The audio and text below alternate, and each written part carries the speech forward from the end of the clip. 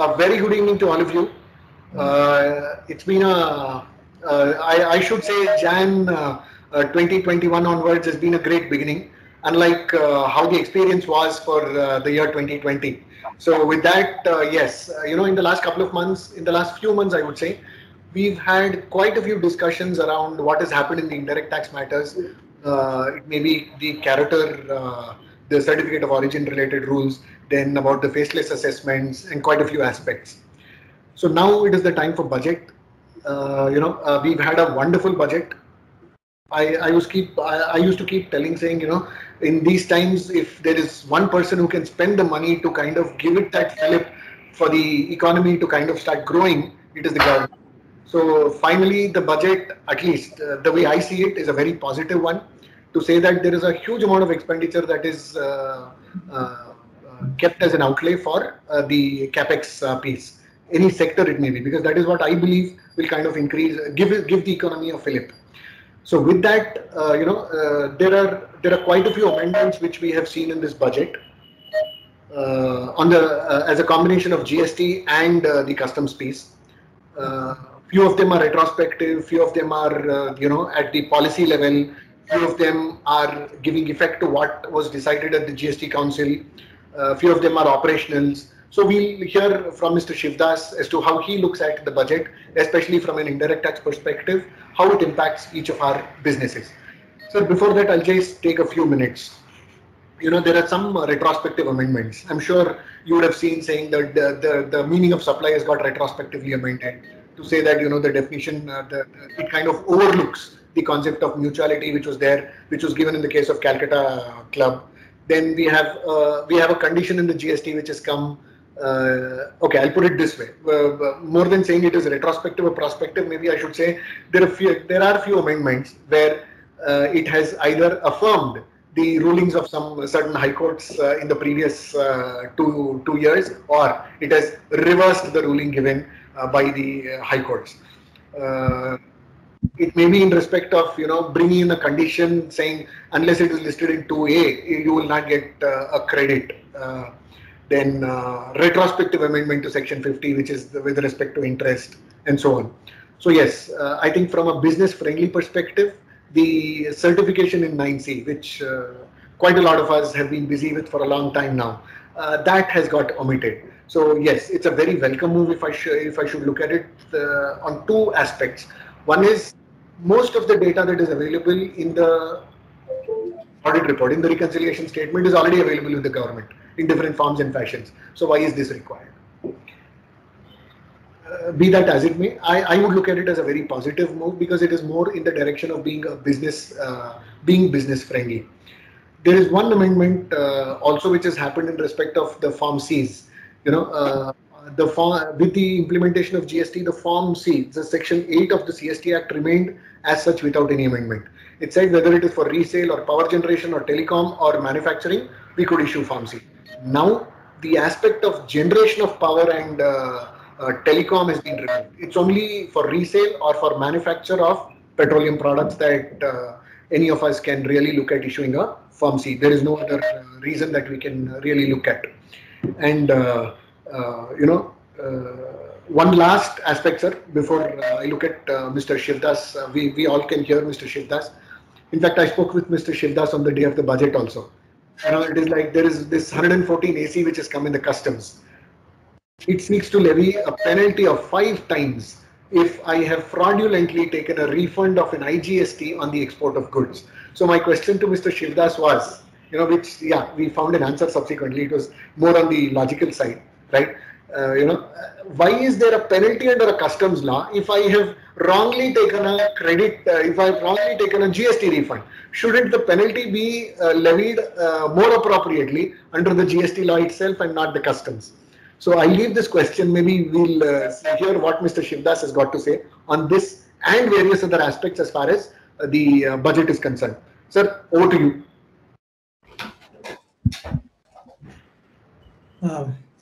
Thank you, Badri. Good afternoon to all of you. Am I audible, Badri? Yes, sir. We will run through the changes in the budget, few slides, and then we will be in a position to discuss at every point what the changes are and what I feel could be the impact. There are some changes which I think has been driven by the earlier thinking of the government now getting translated into the amendments.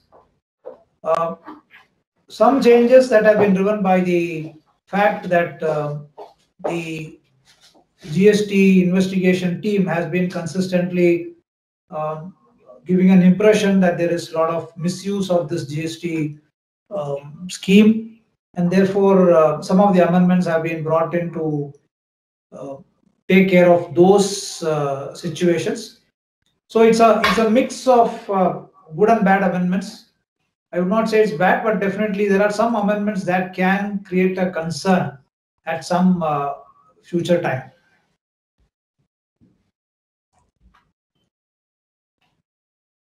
What we'll do is we'll quickly run through the budget and then discuss the changes at every point of time.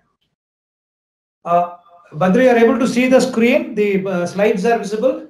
Yes, sir, absolutely, clearly. Thank you. The color is given more to give a flavor to the session. Sure, sir. Now, I mean, all of us would have seen the budget, heard the budget speech and all that. The 6 pillars of this union budget 2021-22 has been this: health and well-being, physical, financial capital and infrastructure, inclusive development for aspirational India, reinvigorating human capital, innovation and R&D, minimum government and maximum governance. A lot of allocation, expenditures, all have been set out for each one of these areas.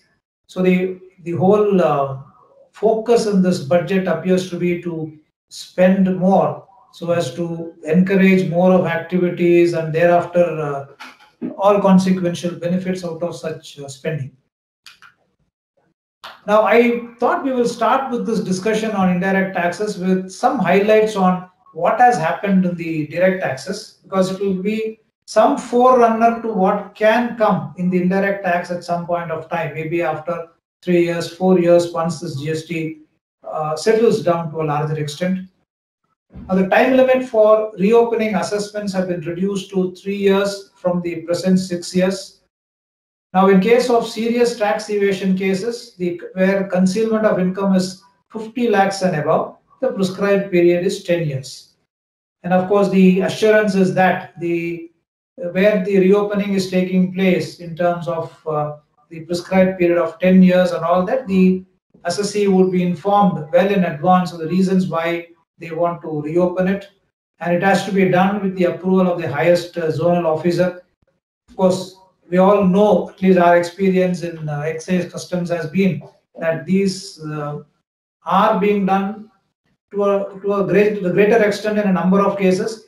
Maybe that attitude needs to be curbed so that it's really restricted only to those cases where there is a serious tax evasion. So whether this will have some impact later on, even in our indirect tax, not sure. Similarly, introduction of a faceless dispute resolution committee for cases of income up to rupees 50 lakhs and disputed income up to rupees 10 lakhs. So for these cases where the income is up to 50 and disputed income is up to 10 lakhs, the assessees are, it's open to the assessee to go to this faceless dispute resolution committee. Now, all of you would have seen they have effectively abolished the settlement commission in income tax. What would therefore be clear is that for where the disputed income is more than 10 lakhs and the case of income is more than 50 lakhs, the opportunity of settling these disputes, I think, is being done away in direct tax, unless when the act comes, they still retain that provision or there are some changes made in that. So this dispute resolution gets confined only to a smaller section of people and for people who are having less amounts as disputes. Now, similarly, there is a faceless IT-80 with a personal hearing through VC. Slightly curious to know how this will operate. Does it therefore mean that any assessee at any place would be in a position to, rather it would get assigned to a tribunal at any other place, and therefore with a personal hearing through the VC, you can appear before that particular bench. For example, somebody is sitting in Bangalore, would he be assigned to an ITAT tribunal in, say, Chandigarh, and therefore he has to appear through the VC and explain. Now, all these things have their own plus and minus points. So how this will work out, how this will really transform into a good measure, I'm not too sure. So let's look at it as it translates. Now, maybe this can happen also in your customs and service tax disputes for the past period. It can happen during that particular situation. GST, I'm not too sure whether this will get translated, because it is state-wise disputes and state-wise registrations. Within a state, maybe this can happen, but I'm not too sure how this will happen across the states. The tax audit threshold has been increased from 5 crores to 10 crores, where 95% of the transactions is done digitally. So if that happens, then the tax audit will happen only if it is more than 10 crores.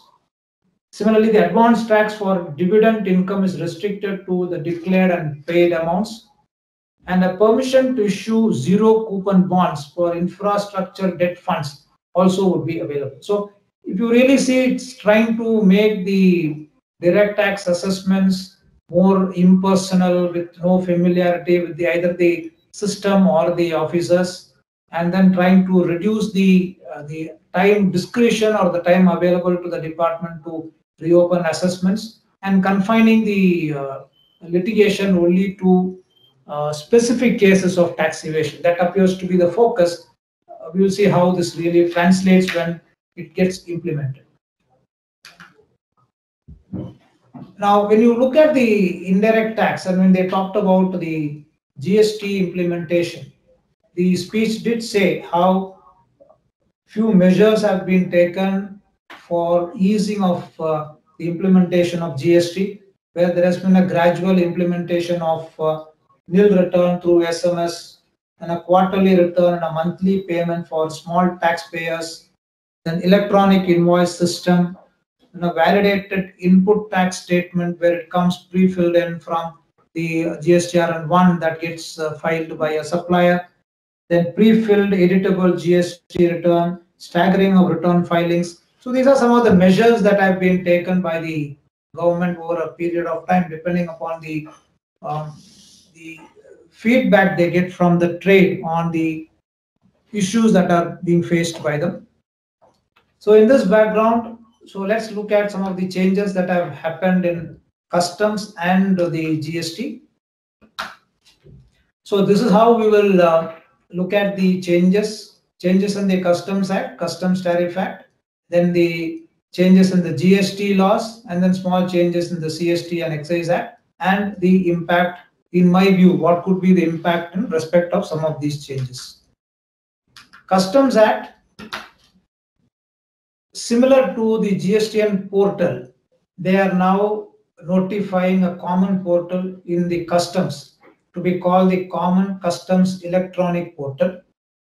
This is for the purpose of facilitating registration of importers and exporters, then filing of the bills of entries, shipping bills and other documents, for payment of duty, and for certain other purposes which the board can specify.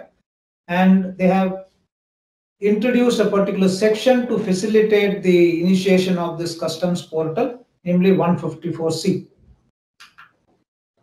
Now, as a result of this usage of the customs portal, they are also made some changes in section 149, where all of you would know section 149 enables the amendment to the documents that have been filed either at the time of import or at the time of export, based on the documents or the information available at the time of import or export. Suppose certain amendments have to be made in the bill of entry, like for example, we miss out mentioning a notification number, or the export, suppose we fail to mention what is called the drawback shipping bill or any particular scheme that is there in the shipping bill. So these we can always make a change based on the information we have at the time of import or export. Now they are trying to enable this amendment through the portal. They have introduced two provisos, second and third proviso, where they have said that such authorization or amendment may also be done electronically through the customs automated system on the basis of risk evaluation through appropriate selection criteria. Maybe the government or the board would notify the parameters based on which the importers or the exporters would be enabled to do this amendment in the electronic portal. Now that such amendments as may be specified by the board may be done by the importer or the exporter on the common portal. Now the provisos allow for the amendments of documents to be done electronically and allows the board to specify certain amendments that can be done by the importer or the exporter through the common portal. Now one significant change which they have made by using the common portal is in section 153(1). This is a section that provides for the manner in which the orders, decisions, correspondence, notice, etc. can be served to the importers or the exporters. The first few clauses are relating to the traditional way of serving the communications, your A, B, C, D, and E. This is similar to what we had earlier in the Excise Act 37C, or the GST also has the same provision. Now they have made it aligned with the GST provisions to say that even if it is made available on the common portal, then it is deemed to be a service made on the importer or the exporter. Now, this from the government's point of view would mean that it is enough if they make it available on the common portal. There is a legal sanctity given to such availability to say that I have served it on you. Therefore, it is very necessary for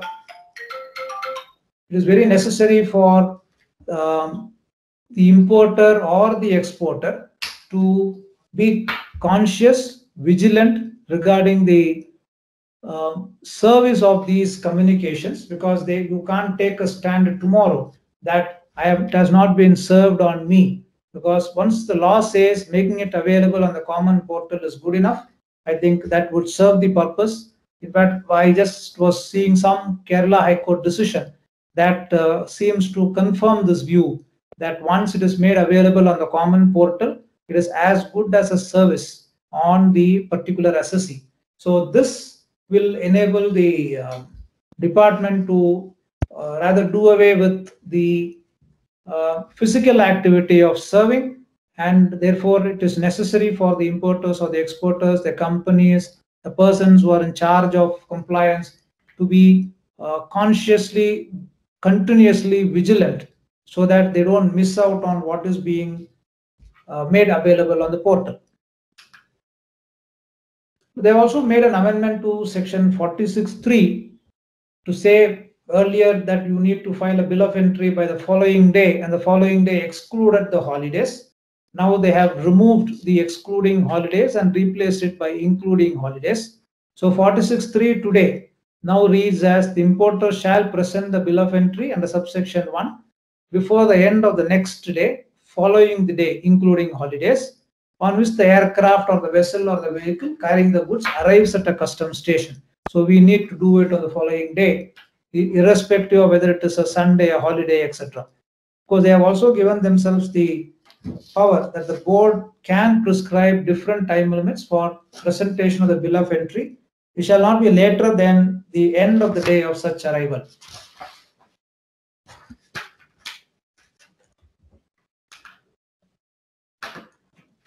There's an amendment made to section 25. Section 25 in the Customs Act is essentially the section that provides for grant of issue of notifications and grant of exemptions through the notifications. Now they have tried to restrict the applicability of any notification to a period of 2 years or so. Now they have added 4A to section 25 to say that where any exemption is granted subject to any condition under subsection 1, such exemption shall, unless otherwise specified or varied or rescinded, be valid up to 31st day of March, falling immediately after 2 years from the date of such grant or variation, provided that in respect of any exemption in force as on the day on which the Finance Bill 2021 receives the assent of the President, the said period of 2 years shall be reckoned from the first day of February 2021. So all exemptions would be valid only for 2 years. Therefore, it is necessary for companies to keep a track of the time which they take for any project, installation of items, import of items, use of it in projects, the gestation period for the projects, execution of it. So because if it is more than 2 years and they continue to import, the exemption may not be available, because the exemption will be driven based on the end use. So the companies have to be continuously vigilant and keep representing to the government in case it needs to be extended or varied. So, and of course, the finance minister did say that there is an overhauling of the customs duty structure that is happening. They have eliminated about 80 outdated exemptions, and about 400 odd exemptions are still being looked at. And the idea is that from 1st of October 2021, a revised customs duty structure free of distortions will be made available. Now, how this will span out, how it is going to get implemented, let's see how it happens after 1st of October 2021. But as of today, all exemptions will be valid for a period of 2 years. One other important amendment which they have made, which is in some way beneficial to the importers and exporters, and in some way could not be. I'll tell you in a minute why I feel it could have a different impact.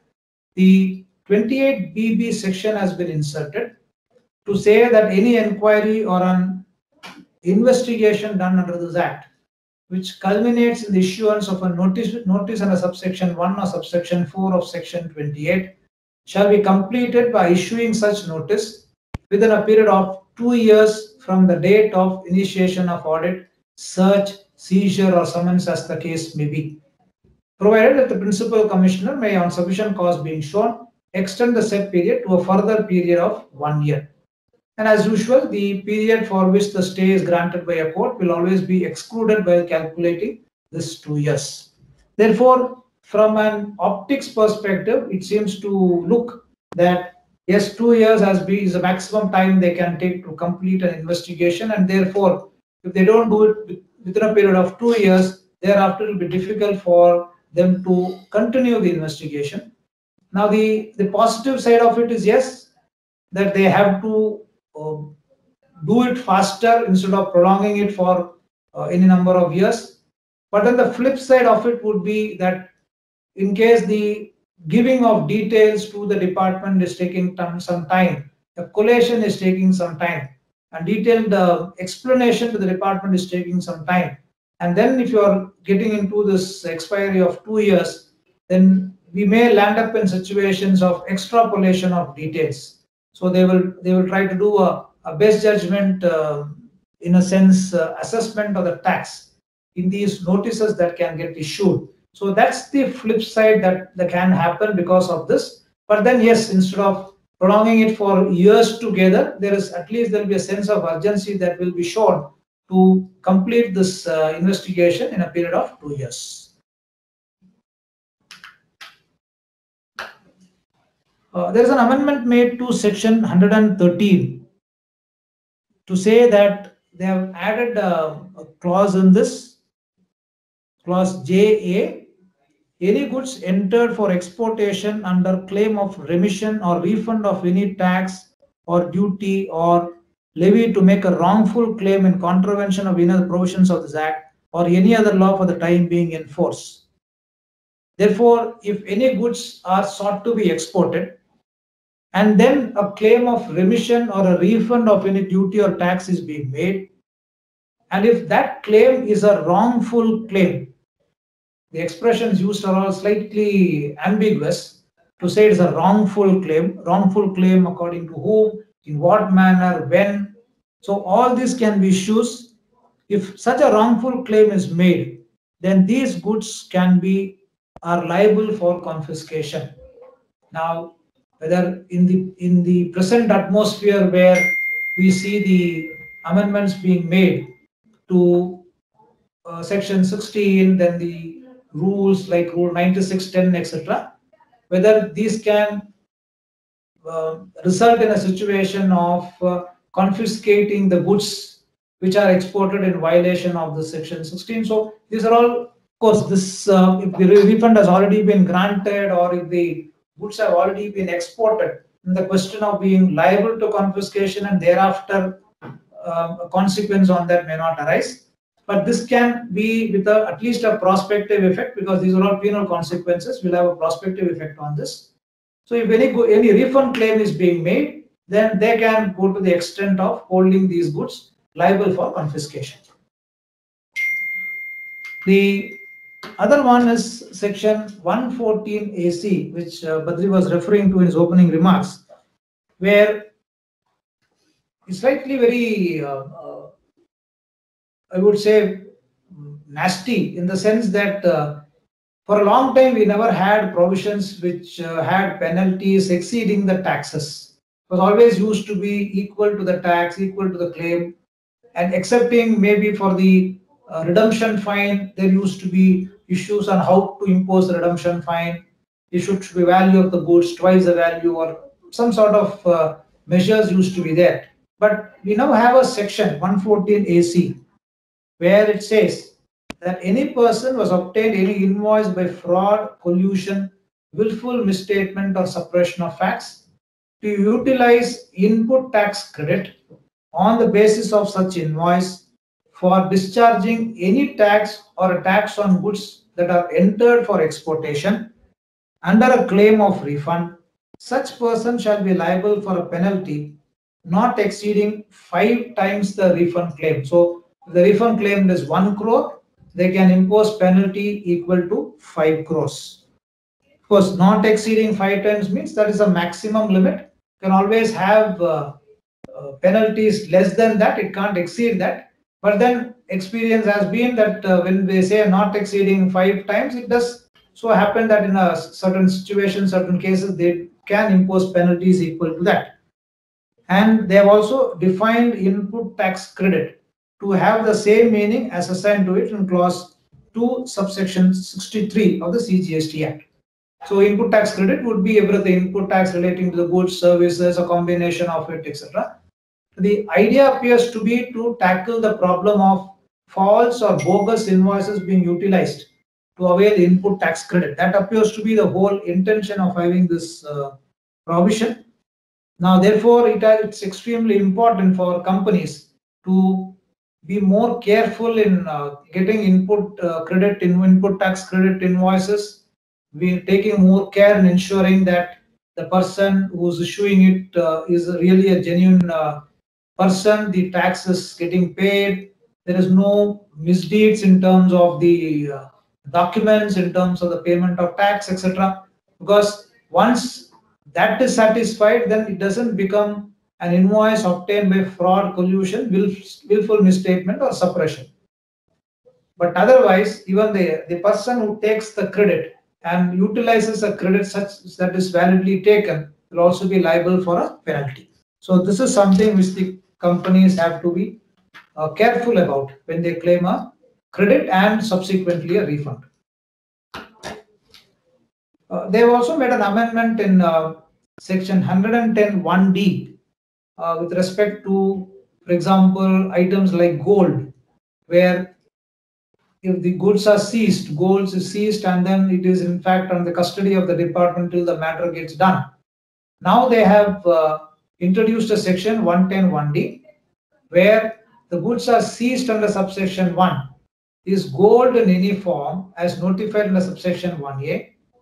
Then the proper officer shall, instead of making an application under subsection 1B to the magistrate, make an application to the Commissioner of Appeals having jurisdiction, who shall, as soon as the case may be, allow the application, and thereafter the proper officer shall dispose of the goods in the manner. So if the goods are seized, the gold is seized, they don't want the gold to be in the custody of the department for long. Maybe some unpleasant experiences somewhere, and therefore they are enabling the proper officer to make an application to the Commissioner Appeals for allowing the application and disposing it off. And then the officer will follow a proper procedure to dispose it off. In fact, the procedure will be outlined by the central government. They may frame rules or they will issue a circular indicating the procedure to be followed. The only question is whether the person from whom it has been seized can still be a party to these proceedings, and whether he will be heard, whether he can raise an objection to this, or is it restricted only to the disposal of it and therefore it will be a one-sided affair, is something which we will have to look at as the procedure comes and as the other changes come about in this. Now, there are some changes made to the Customs Tariff Act, few changes in anti-dumping and countervailing duties. Now, there are a couple of provisions which they have introduced in 1B and 2A in Section 9 of the Act. Now, they are bringing in what is called an anti-absorption provisions. We will see what is this anti-absorption maybe in a minute. Then imposition of these duties on review for a period up to 5 years at any particular time. Then there will be a uniform provisions for imposition of anti-dumping duty on account of inputs that are used by EOUs and SEZs for the manufacture of goods that are clear to the domestic tariff area. Then whenever any particular ADD is being invoked or is temporarily invoked, this revocation shall not exceed 1 year. And then the final findings are to be issued in ADD and CVD by the designated authority at least 3 months prior to the expiry of the anti-dumping duty under review. So similar changes have been made in Section 1A on anti-dumping duty on subsidized articles. Now, what is this absorption of anti-dumping duty? It's a very significant change which they have made, where the central government on such inquiry, as it may consider necessary, is of the opinion that absorption of anti-dumping duty imposed in subsection 1 has taken place, whereby the anti-dumping duty so imposed is rendered ineffective. It may modify such duty to counter the effect of such absorption from such date, not earlier than the date of initiation of inquiry. Now, they have also defined what do we mean by absorption of anti-dumping duty. Absorption is supposed to take place if there is a decrease in the export price of an article without a commensurate change in the cost of production of such article or export price of such article to countries other than India, or resale price in India of such article imported from the exporting country. So if there is an anti-dumping duty imposed of, let's say, $5, and if the export price was earlier $40, which was taken into account for the purpose of your $5 import, there should not be a situation where the $40 is reduced to $35, the cost remaining the same, and the goods which come here get sold at the same resale price at $50 or $60. Then the government the sections provide that this decrease in the export price to take care of the imposition of this anti-dumping duty would be considered as an absorption of anti-dumping duty. If that is so, then they can increase the anti-dumping duty from $5 to maybe $8, $10, so as to really give the impact of anti-dumping duty on the imports. So this is a very significant change that has been made in the Customs Act. This also gives some thinking of how customs valuation can also be looked at in the years to come, because it's not as if the price which is available for import into the country, you declare a value, no further payments are being made, and therefore that has to be accepted. These are all indications that maybe the government can get into an examination of the value as to what happened yesterday, what is happening during the investigation, what's happening post-investigation, is it being adjusted to take care of the inquiries being made. So these are all things that can happen, a forerunner to things that can happen. So this is one change which they have made. The Other thing which they have made is where normally a notification issued under subsection 1 or any anti-dumping duty imposed in subsection 2 shall not apply to articles imported by a 100% TOU or an SEZ unit unless it is specifically made applicable in such notification or to such undertaking or unit. They can do that. Or such article is either cleared as such into the domestic tariff area or used to the manufacture of goods that are cleared into the domestic tariff area, in which case anti-dumping duty shall be imposed on that portion of the article so cleared or used as was applicable when it was imported into India. So if an imported article is a raw material on which there is an anti-dumping duty, and then this imported raw material is cleared as such into the domestic tariff area, or it is used the manufacture of finished goods that are cleared into the domestic tariff area, they can still impose anti-dumping duty on that portion of the article so cleared or used. So to the extent of the raw material or as is cleared as a product, then they can impose an anti-dumping duty on that particular portion. So these are all things that can happen when tomorrow there is a tendency to impose anti-dumping duties on a number of products depending upon the source, depending upon other factors. Then the EOU or the SEZ that are using this also will have to be careful that anti-dumping duty effect can also be felt by them if they are either using it as a raw material or clearing it as it is. These are some of the products where the anti-dumping duties are being temporarily revoked: straight length bars, high-speed steel, etc. A few changes in some of the items where it is increased 5% to 7.5%, 10 to 15%, etc. Parts of automobiles, for example, is 10 to 15%. Then again, some of the other changes that are made.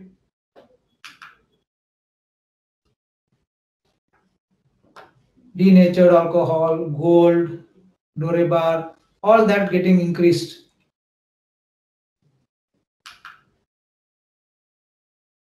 Continuation of it.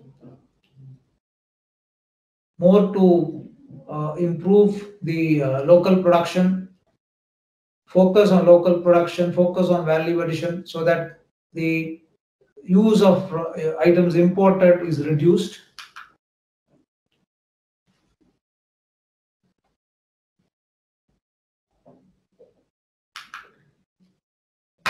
Now, there is also an indication that the new HSN will come into effect from 2022, 1/1/2022.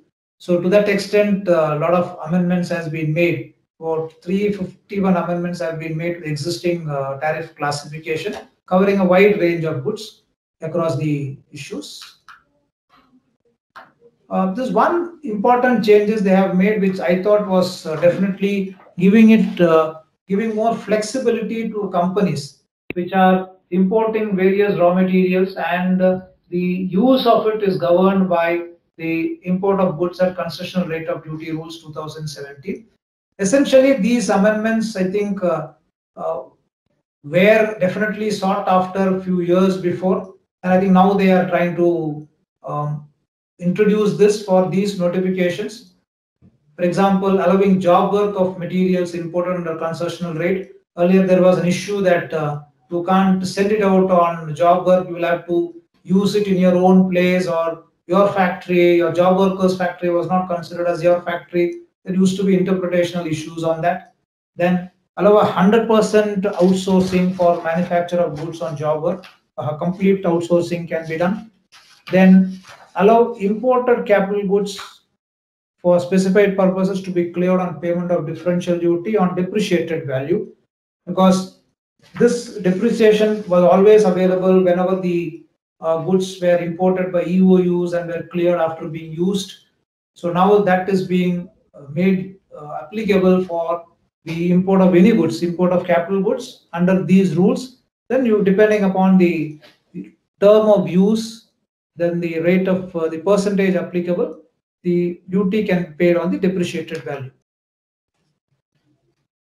Similarly, there are few changes that have been made in each one of these rules, Rule 4, Rule 5, Rule 6, etc. Consequential changes. We just see on the left-hand side, prior to the amendment, the importer had to provide the details of his place, then the goods produced at his manufacturing facility, etc. Now it is expanded to include the manufacturing facility of the job worker also. Similarly, maintenance of records, it slightly indicate including the accounts that are to be maintained by the job worker. And a procedure has been outlined for allowing import of goods for job work premises, for job work places.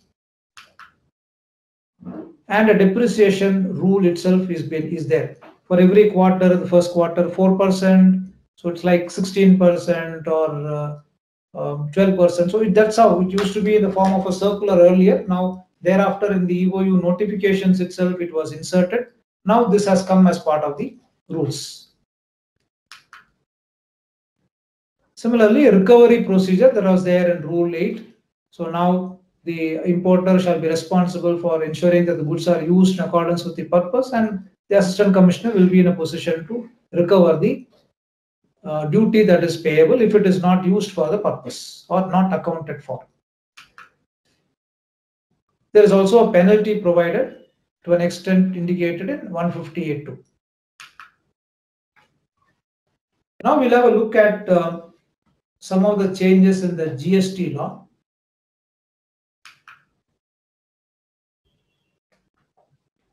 The trends in GST collection over a period from April to Jan, and what has happened in December, Jan seems to have given a lot of buoyancy to the thinking of the government also, that things have picked up, there is movement, and there is more e-way bill generation, payment of tax, etc., which shows in the result.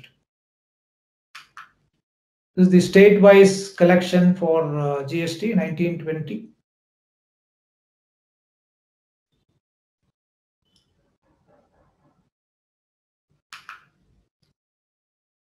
So this is the summary of the collection of GST in Jan. There are the total 1,19,847 crores of GST. About 21,993 is CGST, about 29 is about SGST, IGST is about 60,000 crores. So this is how the spread has been. And more important is that there is a very close monitoring against fake billing.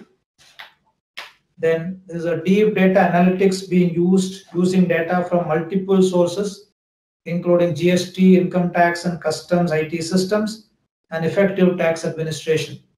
So as I always keep saying, the audits or the inquiries year afterwards would not be confined only to what people come to your premises and then the documents which they take from you.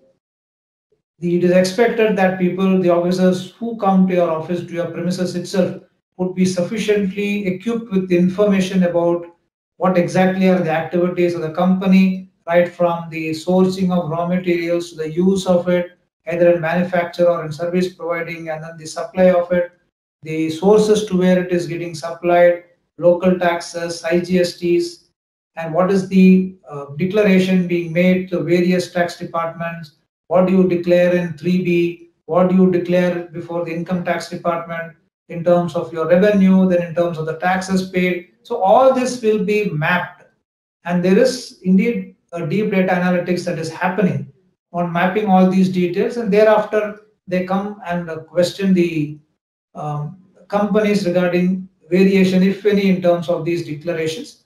So the companies have to be more concerned, have to be more clear as to why they declare a particular figure in a particular document. It's not that you should not declare a particular figure in a particular document. It's not always an income tax return and a GST return will match, but then you should be in a position to explain why there is a difference. So amendments to the CGST Act. They have introduced clause 7(1)AA. The activities or transactions by a person other than an individual to its members or constituents or vice versa for cash, deferred payment or other valuable consideration. So supply would cover the activities or transactions by a person. There's a definition of person in the GST law, other than an individual, to its members or constituents or vice versa. That is from the members or constituents to the person for a cash, deferred payment or other valuable consideration. And for the purpose of this clause, it is hereby declared that notwithstanding anything contained in any other law for the time being in force, or any judgment, decree or order of any court, tribunal or authority, the person and its members or the constituents shall be deemed to be two separate persons, and the supply of activities or transactions inter se shall be deemed to take place from such person to another. So the classic example, or the obviously the reason why this amendment has been made would be known to all of us. I'll come to it in a minute. Now this aforesaid clause has been introduced retrospectively from 1/7/2017. And because of this amendment in section 7, Schedule 2 also has undergone a change, where this particular para was indicated there in Schedule 2 as either a service or as a supply of goods. Then that has been omitted with effect from 1st July 2017. Now, what's the definition of service? A definition of a person under 284, defined to inclusively, individual is omitted, Hindu undivided family, company, firm, then an LLP, association of persons, whether incorporated or not. So all this will be considered as a person. So when a supply takes place from such person to any of its members, that will be deemed to be considered as a supply in terms of the GST Act. Therefore, and if there is a valuable consideration that flows from the receiver to the giver, tax will be payable. CGST or SGST or IGST would be payable. Now this amendment is effective from 1/7/2017. So any activity or transaction undertaken for the period 1/7/2017 to 31/1/2021 shall also be subjected to tax. That's the first implication of this.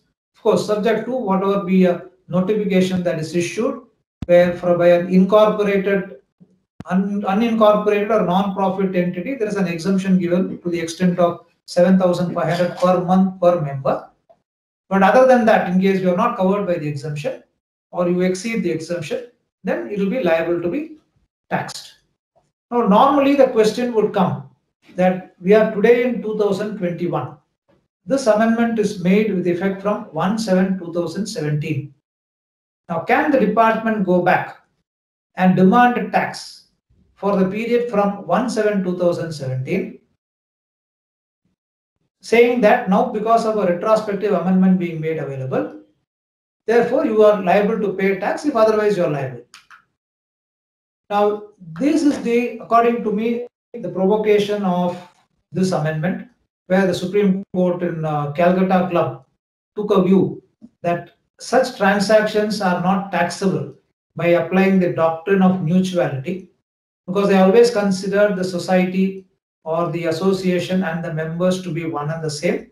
So one person cannot sell goods to itself, and therefore they took a view that an unincorporated person, etc., would include persons who join together for a common purpose. So since our definition of person in GST law includes an unincorporated association, and since there is a deeming fiction that when such an unincorporated person provides service to a member, it will be considered as a supply of service. So essentially, the decision is sought to be overruled by these amendments. Of course, under the GST law, we had a couple of advanced ruling that took a view that if a resident welfare association provides services to its members, that will be liable to be taxed. So now this seems to be coming in a pattern. Now the question is, can the department demand tax, say let's assume in March 2021, to say for a period from 17 onwards. Normally, when such retrospective amendments are made, the law is that the demand has to be restricted to what is called the normal period of limitation, not the extended period of limitation. So that is why when we had such situations in excise or in customs, where excise it used to be 6 months and then 5 years, or customs used to be 6 months and thereafter 1 and 2 years, then again 5 years, you can raise a demand for any of this in these cases for a normal period of 6 months or 1 year. But for us in GST, the due date for filing the annual return for 17-18, because that's how when the GST came. If I understand correctly, I think the repeated extensions, the last date for filing the annual return for 17-18, I think is somewhere in February 2020. Now, if you look at section 73, the proper officer shall issue an order within 3 years from the due date for furnishing of the annual return for the financial year to which the tax not paid or short paid or input tax credit wrongly availed or utilized relates to, or within 3 years from date of the erroneous refund. So the 3 years will start from the due date for furnishing of the annual return. So if the due date has been extended for whatever reasons, maybe on our request, maybe the government itself thought it has to be extended, because each time when the due date was being extended, I was always worried what would be the impact of it later on. But now by this amendment, if you look at the picture today, it will be for the 17-18, the last date would be 7th of February 2020. So if you do on a plain reading of section 73, possibly the dates by which the orders are to be issued has to be before 6th February 2023. So we could have situations of this retrospective amendment being made use of to raise demands and pass orders. We can't rule it out. So this is the first impact which I thought whenever I see a retrospective amendment, making it taxable, I always look at, can they raise a demand today? How much is, to what extent they can go on raising a demand? In fact, the law which I indicated saying that it has to be for a normal period flows from this decision of the Supreme Court, where they said that the reasonableness of the extent of retrospective operation, while it depends on the circumstances of the case, but it will always be depending upon the time limits fixed under section 11A. That's how they always said only 6 months, etc. you can go on a demand, even if a retrospective amendment is made. Prospectively, it helps you, but for retrospectively, we'll have to confine it to the normal period. That may not help us in the revised GST regime. Now, amendments to the conditions to avail input tax credit, section 16. On the left, you have the existing conditions. 16.2 restricts a registered person to be entitled to the credit of any input tax in respect of any supply of goods. And these are the conditions: in possession of a tax invoice, receipt of the goods or services. I should furnish a return under section 39. That is, a person taking the credit should furnish the return when tax charged for supply is paid in cash or through utilization of input tax credit. This is by the supplier. So we always had a problem.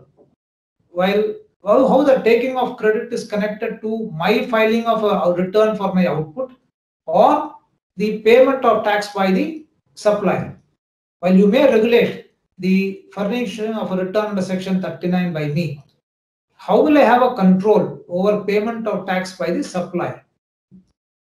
Now, this is where a lot of discussions came out, and then the government seems to be clear that between me and the supplier, we should regulate our affairs in such a way that what is due to the government gets paid before I take the credit. So therefore, that condition continues to be there. Now they have introduced a new clause AA to say that the details of the invoice or debit note referred to in clause A has been furnished by the supplier in the statement of outward supplies, namely a GSTRN1, and such details have been communicated to the recipient of such invoice in the manner specified under section 37. So therefore 37 is all your debit notes, credit notes, etc. So if this is what is being done, then unless the supplier files his GSTR-N1 and that gets communicated to me, I will not be in a position to take credit. This is an extra, that's a condition that has now been introduced in section 16. Now, all of you would be aware there was an introduction of Rule 36(4), where they said that the input tax credit to be available by a registered person in respect of invoices or debit notes, the details of which have not been uploaded by the suppliers and GSTR-N1 shall not exceed 20%. Then they said 10%, then 5% of the eligible credit in respect of the invoices or debit notes, the details of which have been uploaded. So whatever he has uploaded, to the extent of 20% or 10% or 5%, I can take extra credit of the invoices that he has not uploaded it. But now with the amendment of section 16(2)(a), where they have said that unless he uploads it and then communicates it to me, I feel that the provisions of 36(4) will serve less purpose today, because once you make it as part of the enabling provision that this communication has to be made, then whether it is 10% or 20%, I don't think it would make any difference. But what would be interesting is, in the light of these decisions, both of the Karnataka High Court as well as the Delhi High Court, where they have said in the context of the erstwhile VAT, where they have said that mere non-payment of tax of VAT by the selling dealer cannot render ITC available by the purchaser ineligible, because the concept of doing a reassessment at the receiver's end can never happen. So in the context of these two decisions, whether this amendment of section 16 will still be tested in a court is something that has to be seen. So whether the law can regulate my activities in terms of my accountability, or can the law through me regulate the activity of my supplier in order to collect the tax from the supplier, is something which I think the courts will look at. So that is one interesting change that can challenge that can come about in this provision. Section 50, the much sought after amendment.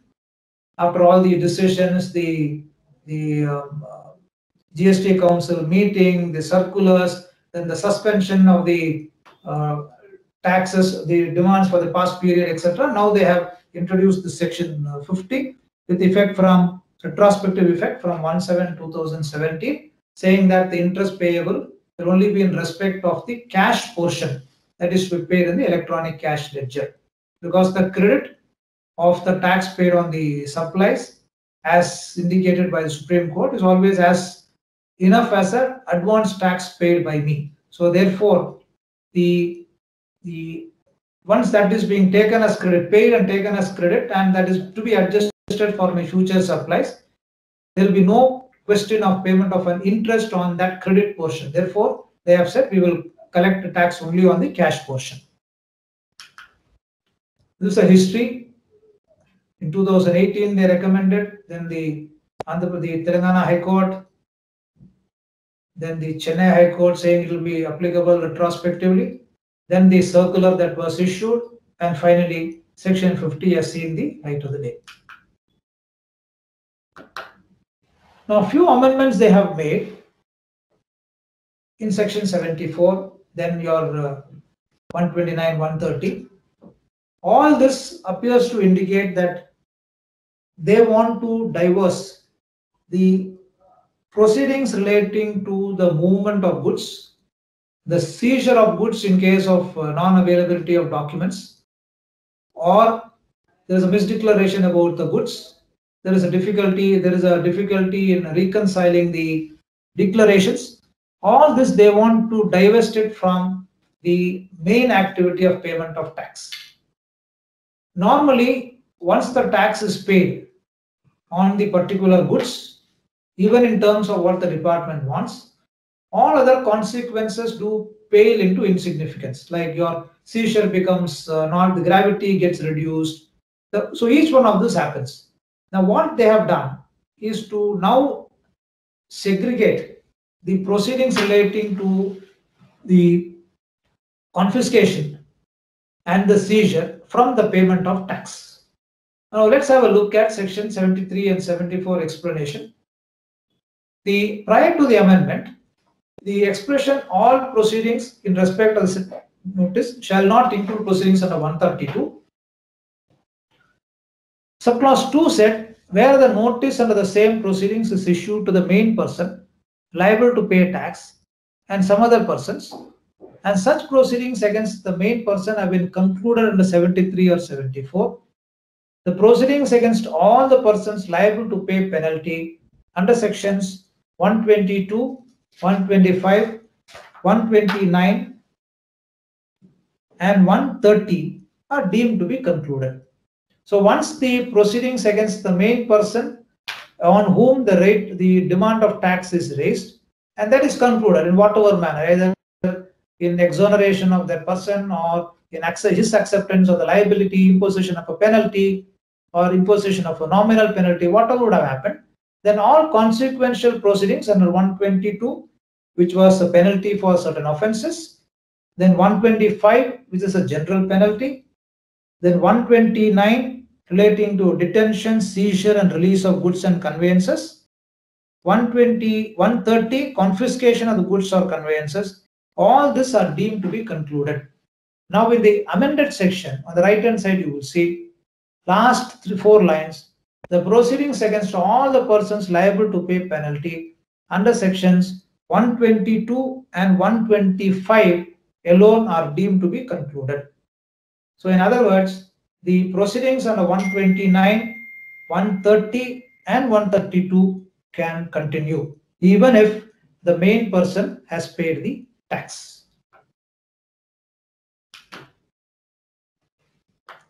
One other amendment which they have made in section 75, if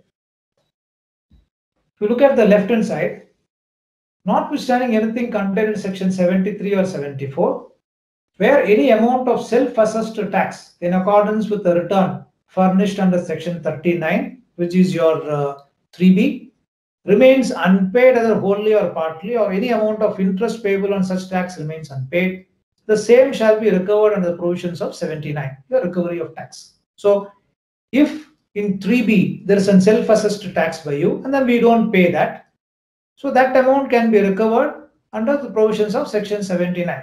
There's a controversy whether you can go directly to section 79 without resorting to 73 and 74, even though it is notwithstanding 73 or 74. But assuming that you can do that, it remained only with reference to what is there in 3B. Now what they have done is they have introduced an explanation. For the purpose of this subsection, the expression self-assessed tax. For the purpose of this subsection, the expression self-assessed tax shall include the tax payable in respect of details of outward supplies furnished under 37, but not included in the return furnished under 39. So if there is a difference between your GSTR 1 and then 3B, for the purpose of self-assessed tax, they will take the GSTR 1 as the basis, and then that tax will be considered as a self-assessed tax, and then the consequential action can be taken. In other words, if there is a difference, if your 3B is less and 1 is more, then the first thing we'll have to look at is why it is like that. Is it because your 1 had issues on valuation which you were not settled, therefore you supplied the goods, and by the time you made your 3B, you are reconciled the value through a credit note, whatever be it, reduction of values, etc. And therefore the 3B turnover is different. So that reconciliation needs to be done continuously. Otherwise, your GSTR 3.1 will be the basis in terms of section 75 for them to take action under section 79 without taking recourse to the notice or the assessment proceedings under 73 or 74. So the GSTR 1 now becomes the Bible vis-a-vis GSTR 3B. So that we'll have to be more careful. Now this is the 35 amendment that was made. I had mixed feedback that was coming to me about this. A lot of chartered accountant friends were upset that this provision which enabled them to do a GST audit is being omitted. I am told that there is a representation being made to retain this provision. Now, what is the impact of it? Now, let's see what the provision was earlier. Every registered person whose turnover during a financial year exceeds the prescribed limit shall get his accounts audited by a chartered accountant or a cost accountant and shall submit a copy of the audited annual accounts, the reconciliation statement under subsection 2 of 44, and such other documents in such form and in such manner as may be prescribed. What they have done now is they have omitted this 35(5) completely. So therefore, it is not mandatory to get annual accounts audited by a specified professional, even if the turnover does not exceed prescribed time limit. And 35(5) omission would mean that the mandate to get the annual accounts audited and reconciliation done by a specified professional is not there. What it therefore would mean is that it becomes more obligatory on the part of the company to ensure that the declarations made by them in the annual accounts, the reconciliation given by them in the statements, the annual return, all this are true and correct. Otherwise, it will be the company's responsibility or the people who can be held responsible.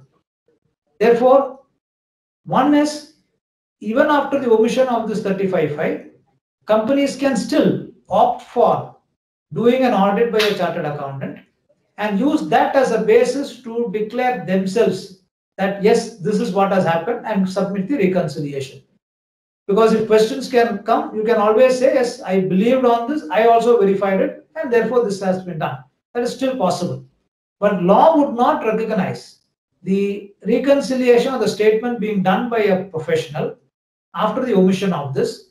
The entire thing will depend upon or will be on the burden of the taxpayer to see that what he has declared is right. So the obligation on the company is now more, instead of yesterday where you can still rely on what a chartered accountant has given. So it can work both ways. Companies can still rely on chartered accountants to protect themselves, though the protection is reduced, or the chartered accountants also can feel that yes, they had a possibility of looking at accounts and certifying it, that has now gone. So therefore, what would be the impact of it? So from a company's perspective, it increases the responsibility. They can still take the help of chartered accountants.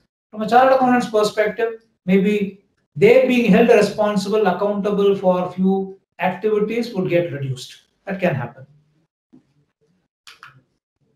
This is the amendment in section 44.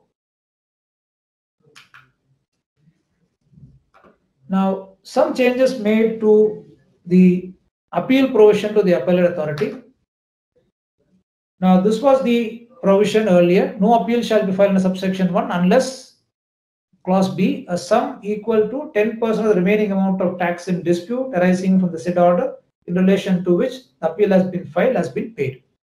Now, what they have done, they have amended this section. They have inserted a proviso which restricts the appeal against order made in subsection 129(3) unless a sum equal to 25% of the penalty has been paid by the appellant. So, as I said, once they divest the provisions relating to 129 and 130 from the main provisions of 73, 74, etc., then the amount to be deposited becomes more. So 25% of the penalty has to be paid by the appellant. So these are the changes that have been made. 129(1)(a), on payment of the applicable tax and penalty. Now that penalty has been revised from 100% to 200%.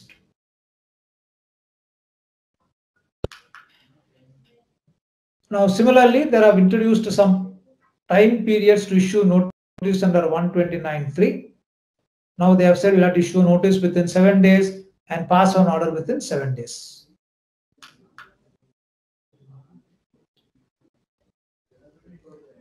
Similarly, under 129(4), earlier they said no tax, interest or penalty shall be determined in subsection without giving a hearing. Now they said no penalty shall be determined, because now tax and interest has been made completely independent of the provisions of 129 and 130.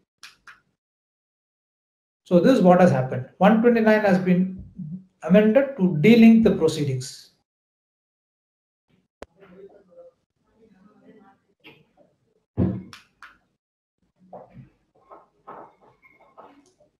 Penalty can be equal to 100% of the tax payable on such goods.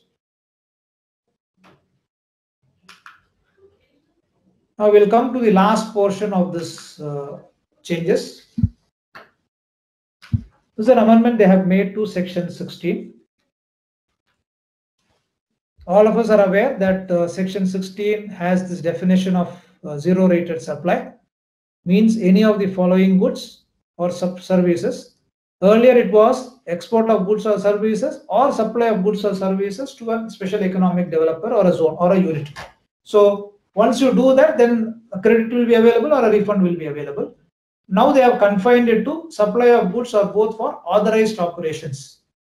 Now this used to be there even in the earlier provisions, where the nexus to the authorized operations was either built in the rule or it was inbuilt in the section. Now they have put it as part of the section itself.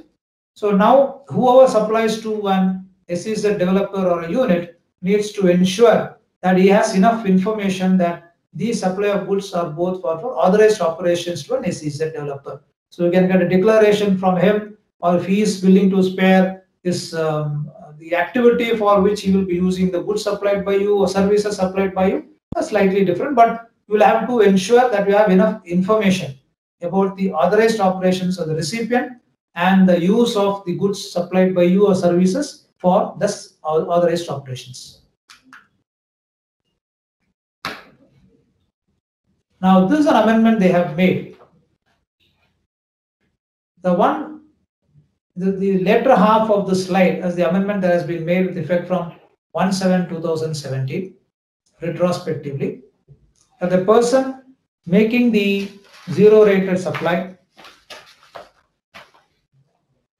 shall be eligible to claim refund under either of the following options. Now under the amendment, what they have done is that they have introduced provisos to say that the registered person making zero rated supply shall, in case of non-realization of sale proceeds, be liable to deposit the refund so received under section 50 of the CGST Act after the expiry of the time limit prescribed under the FEMA Act.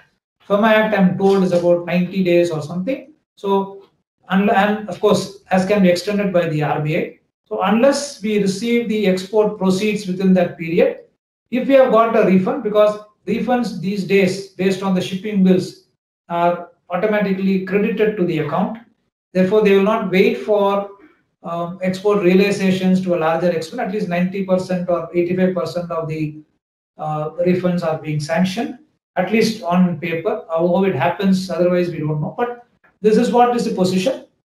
Then they can ask you to refund the amount which you have got along with interest if the amount is not received within the specific time.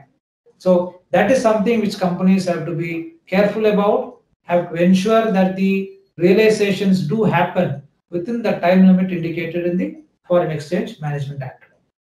Now they have also introduced clause 4, saying that the government may, on the recommendations of the council and subject to such conditions, safeguards and procedures, specify a class of persons who make zero rated supply on payment of integrated tax and claim refund of the tax so paid. A class of goods or services which may be exported on payment of integrated tax, and the supplier of such goods or services may claim the refund of the tax so paid.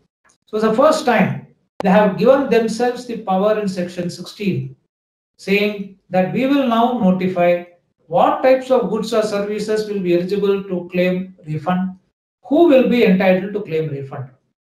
This evidently is an afterthought. This amendment has been made to take care of the infirmities in the introduction of Rule 9610 of the CGST rules, where after allowing companies to export on payment of tax. The tax is paid by utilizing the credit and refunds were granted. Suddenly the government has become wiser to say, we did not meant to give credit, give refund in all these cases. Started restricting it, introducing a lot of notifications, 53, 54 and all that. And now a number of companies are in dispute on that. Now, one of the main contentions which we have raised before the court is that all these notifications are without basis because the section by itself doesn't provide for any such restriction. It only says we export on payment of duty and then you're entitled for a refund. Evidently, they have realized that there's no such enabling clause in the section and therefore they have introduced section 16(4) with the retrospective effect. Now, how this will translate itself into an argument in the court is something for which we'll have to really look at. Can they do a retrospective amendment today? Can they do a retrospective amendment completely going beyond section 16 as it stood at that point of time? Does 164 enable the introduction of a provision retrospectively? Because 164 is very clear, you can only make a retrospective amendment to carry forward the provisions of the Act. So can this 16(4) be beyond section 16(1)? All these are issues that can come up, but this appears to be the reason for the amendment of section 16(4).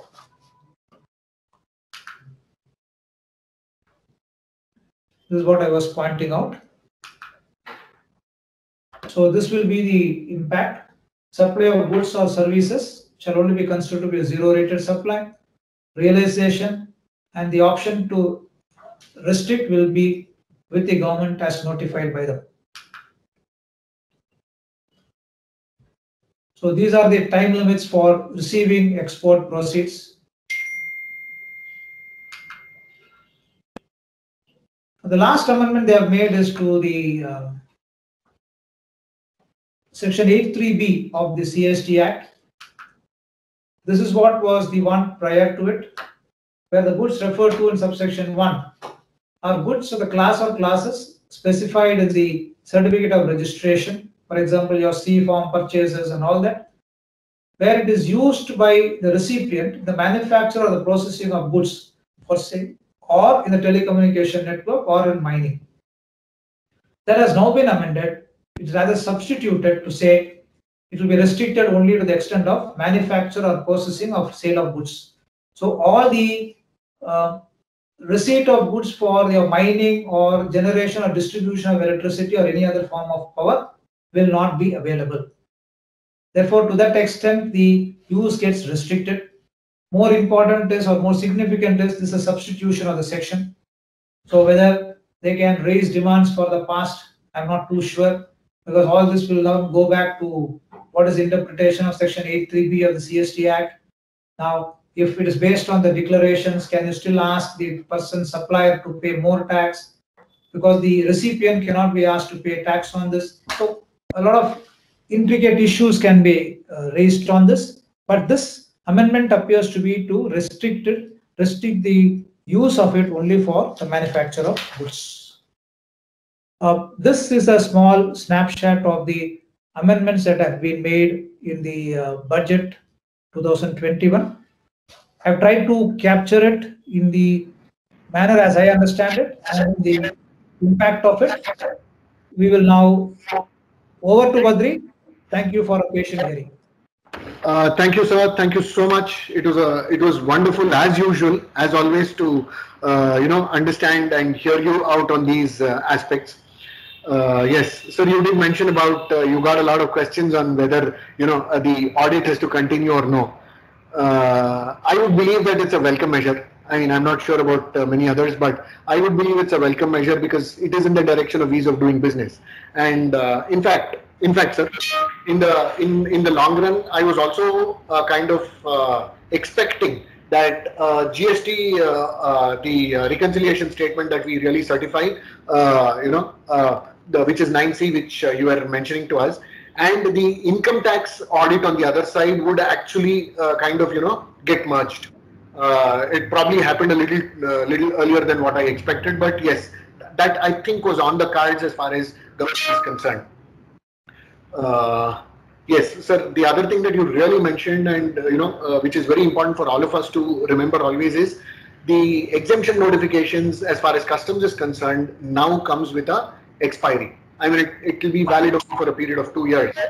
This, I would just, sir, with your permission, Mr. Shivdas, just adding one thing to this is, we've seen notifications in customs with an expiry date, especially on the anti-dumping duty, where it comes for 5 years, aspect. So that was more on the favorable side for all of us as an importer, as a business, because if there is a duty that is issued, it is applicable for a period of 5 years and not after that. The reverse is what is made applicable to all of us now. If there's an exemption given, come on, it comes with a cap of 2 years and not beyond that. So yes, these are aspects that we need to watch out for. And one more important thing, take away from what Mr. Shivdas was mentioning, is definitely the amendment to Section 75, where if there is a difference between a difference in the turnover of what I've disclosed in what I've kind of filed in 3B versus 1, then it becomes recoverable. It becomes recoverable. So be very, very careful about that, because while GST is close to 4 years old, I hear a lot of the discussions where, it's a new law, so there are errors that we make. I think 4 years is good enough time, because for one on the legal side, GSTR 1 was never considered as a return. There is no tax that gets paid along with it, and for reasons so on and so forth. GSTR 1 was never given the importance all these days, except for the reason that, look, if it doesn't appear in the 2A of my customer, then I'm going to be in trouble. Except for that, I don't think any of us attached any more importance beyond that for a GSTR 1. Now we need to watch out as far as that is concerned, because every difference between a 3B and 1 will become a tax, which remains unpaid and which can get recoverable from each one of us. Be very careful on that aspect. Yes, sir, we can look for questions if people have. I definitely have questions, sir. I just switch off the video so that reading the screen becomes a little easier for me.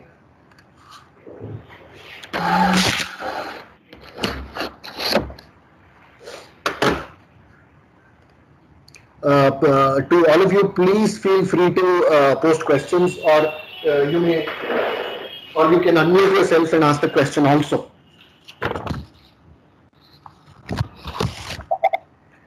Sir, one question, sir. Section 7 is got amended retrospectively to say that these societies basically they undo the principle of mutuality. Correct.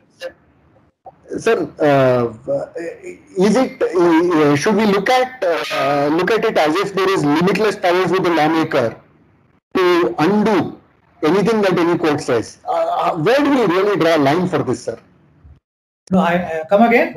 Where do we really draw a line for this? See, because there is one, we've seen umpteen cases till now where, there is one ruling which comes out and government does an amendment to undo that. Take even the input tax credit related. In Arise India's case, Supreme Court has quashed the Delhi VAT law to say it is unconstitutional, as in expecting the recipient to show proof that the supplier has filed the return and claimed the taxes.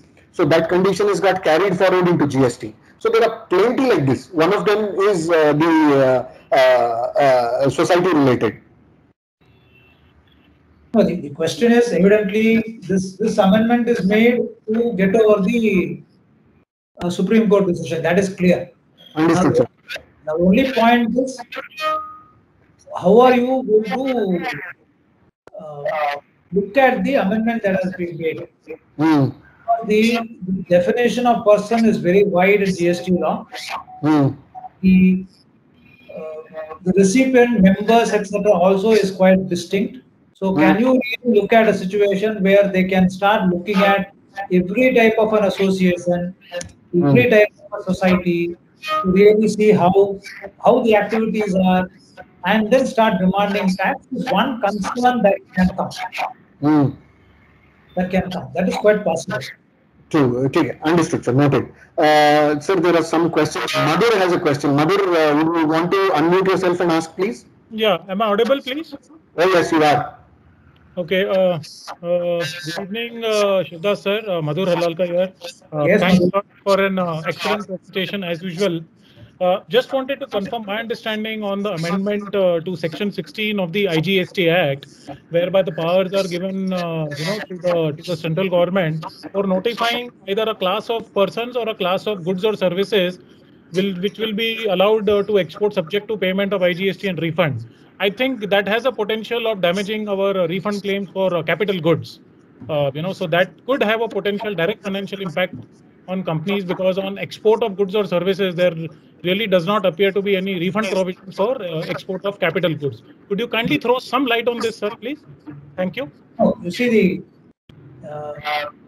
prior to this introduction of it, the definition of input tax credit always related to tax paid on the goods and services.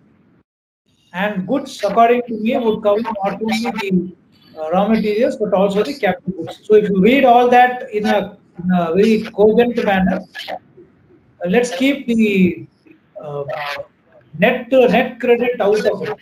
Let's not get into that. What is the net for the purpose of that refund and all that? But otherwise, capital goods definitely would be entitled for the refund claim. That is what I always entertain the situation. I think there are a couple of writs also that have been filed where the refund claim has been rejected on capital goods. That section itself has been questioned, saying that capital goods should be allowed. That is one thing, but we'll have to look at how exactly is this notification proposed to be issued by the government. Suppose they say that the following cases, the refund claims will not be available, refund will not be available. 1, 2, 3, 4, and then they say capital goods. To what extent it will stand the test of the law is something we'll have to see. Can you define GST as something relating to all goods and services? At the same time, when it comes to refund, can you restrict it to only the raw materials and not capital goods? Is something we have to look at. I don't think we should get into a situation of now that they have got the powers to notify. Therefore, whatever they notify alone will be available, and what is not notified, we can still.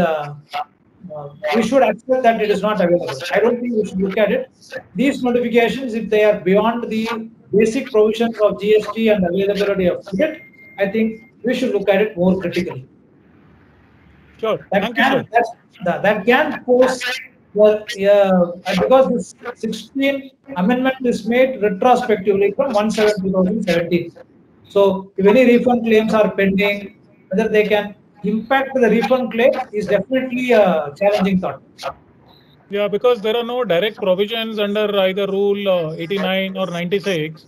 If you export any goods or services, but in Rule 89 it is only refund of ITC to include input and input services, and essentially if we want to claim a refund of capital goods, we had to go through that Rule 96, whereby we convert our input duty on output duty and pay IGST and claim a refund.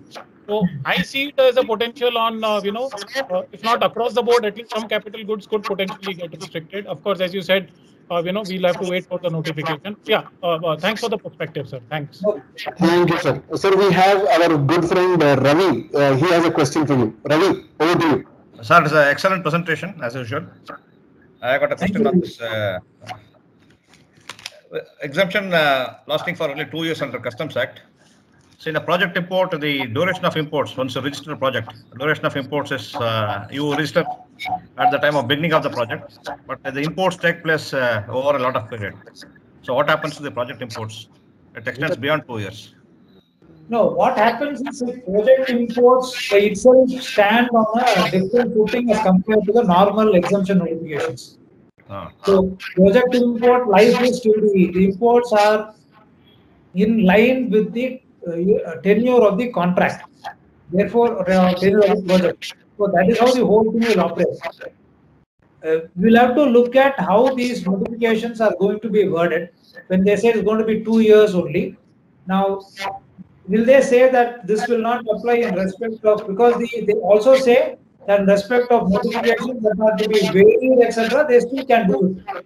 So will they keep modifying these notifications over every 2 years to cover all these project import, or will they say issue a jumbo notification that for project import notifications will be valid for a period of 5 years or 6 years or till the the life of the contracts? That we'll have to look at how they will do it. But according to me, project import notifications can never be affected by this amendment. In fact, in the current customs also before the amendment, I think it is a part of General Exemption 183, notification 50/17, which is part of multiple products, effective rate of duty for various chapters. Absolutely. In that project import now, they have specifically made amendments to say it will be till the life of the contract. Done. Thank you, sir. Sir, Krasta has a question. Yes, sir. The Sivadas is a very nice presentation and very, very clear. Sir, my question is on the GST. Especially for MSME, there is a provision to make the payment once in a month and file once in a quarter. So till such time the quarterly filing is done, the customer doesn't get the input credit.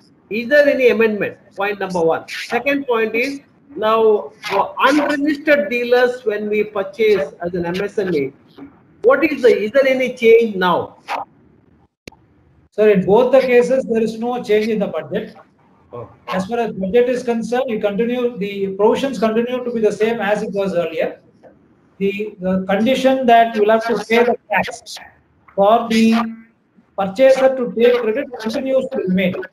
So that they have not relaxed it for the MSME, that continues to remain. So this budget, those two issues which you have raised, this budget doesn't make any change, sir. Thank you.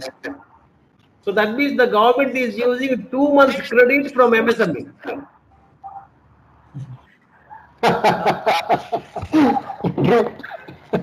at the cost of MSME. I would have, in fact, my personal feeling always has been that such conditions that your supplier should pay the tax for you to take credit completely not trade friendly at all.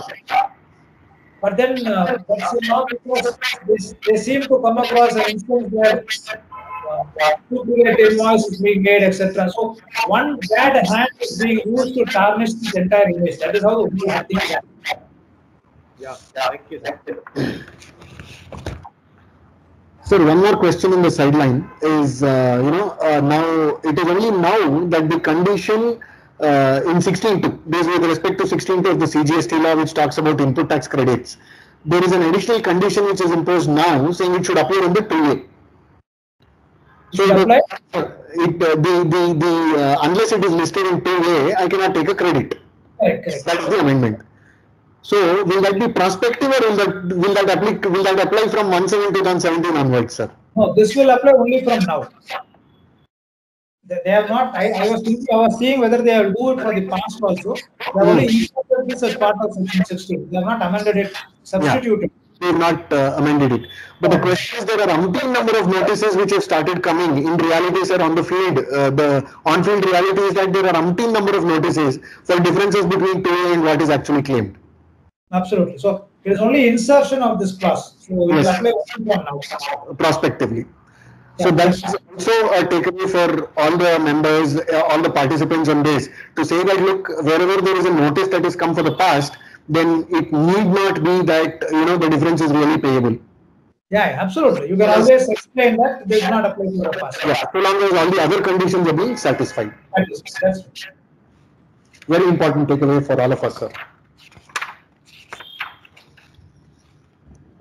I think we've breached the 6 o'clock time limit.